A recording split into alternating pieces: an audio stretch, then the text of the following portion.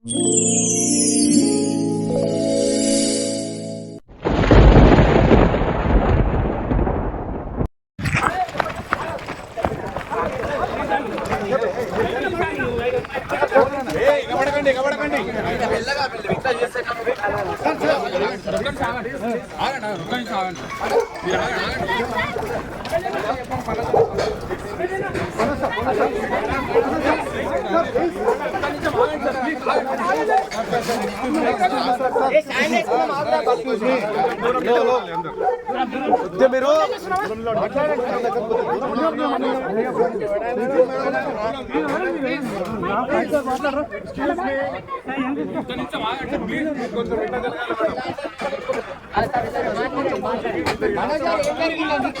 చెప్పండి, పర్లేదు.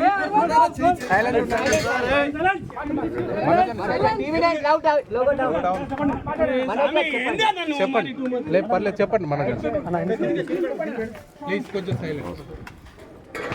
నేను ఆర్టీ కోసమో డబ్బు కోసమో ఈ పోరాటం చేయట్లేదు. ఎందుకంటే ఈ పోరాటం కూడా కాదు, ఇది ఆత్మగౌరవం. నా భార్య పిల్లల సేఫ్టీకి సంబంధించి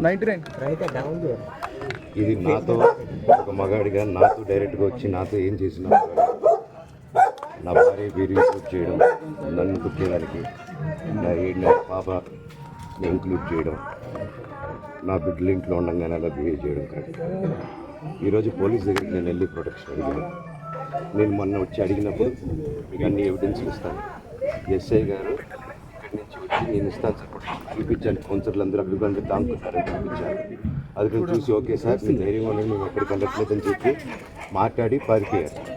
ఇప్పుడు కానిస్టేబుల్స్ వచ్చి అందరూ నా మనుషులందరినీ భయపించి ఇప్పుడు వాళ్ళ పేర్లు తీసుకొని బెదరగొట్టి మా మనుషులను పంపించేసి వేరే బాడీ గార్డ్ లోపలికి పంపించున్నారు సార్.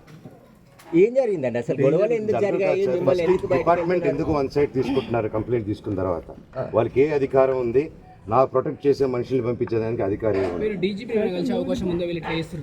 ప్రపంచంలో నా అందరినీ కలుస్తాను సార్, బయలుదేరి.